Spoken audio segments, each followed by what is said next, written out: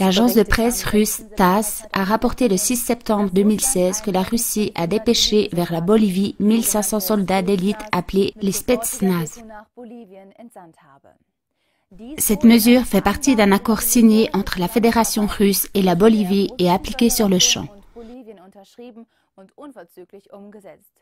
Selon le ministre de la Défense bolivien Rémi Ferreira, la Bolivie voit en la Russie un pays fraternel avec lequel elle a d'excellentes relations. Le ministre de la Défense russe, Sergueï Shoïgu, a répondu que la Russie, de son côté, voit en la Bolivie un partenaire très prometteur.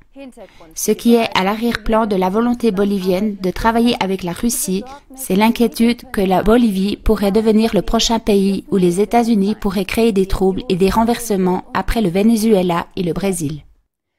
5 mois après ses prises de fonction en 2006, le président bolivien Evo Morales a réalisé une des plus grandes promesses de sa campagne électorale en ce qu'il a rendu le pétrole et le gaz naturel propriété de l'État.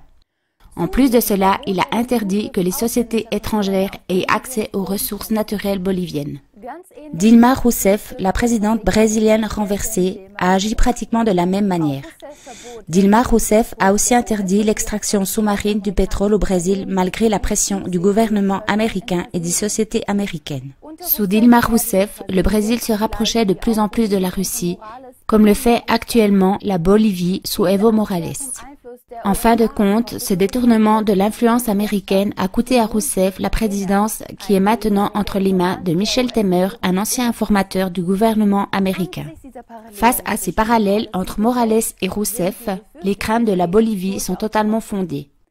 Un autre indice d'un possible renversement à venir en Bolivie est une déclaration de l'ancien chef de la sécurité du président Trump, Michael Flynn, dans son livre paru courant 2016, The Field of Fight, en français Le champ de bataille.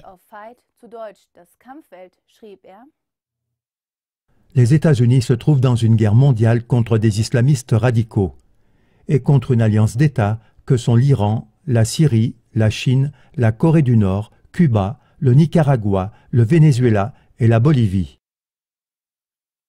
Il poursuit. La diplomatie ne suffira pas pour détruire nos ennemis. Nous devons commencer à agir sur le champ de bataille. Cela apparaît comme un fil rouge dans la politique des affaires étrangères américaines. Dès qu'un gouvernement s'oppose au diktat américain et place en premier lieu sa propre souveraineté avant les intérêts du gouvernement américain, des intrigues politiques et des troubles ou bien même des conflits violents sont fomentés dans le pays. De cette manière, des chefs d'État qui ne sont pas appréciés doivent être renversés et remplacés par un gouvernement soumis aux États-Unis. C'est de ce point de vue qu'on doit observer les événements dans les pays d'Amérique latine, comme la Bolivie, mais aussi le Brésil et le Venezuela, et que les coups d'État créés par l'administration américaine doivent être dévoilés.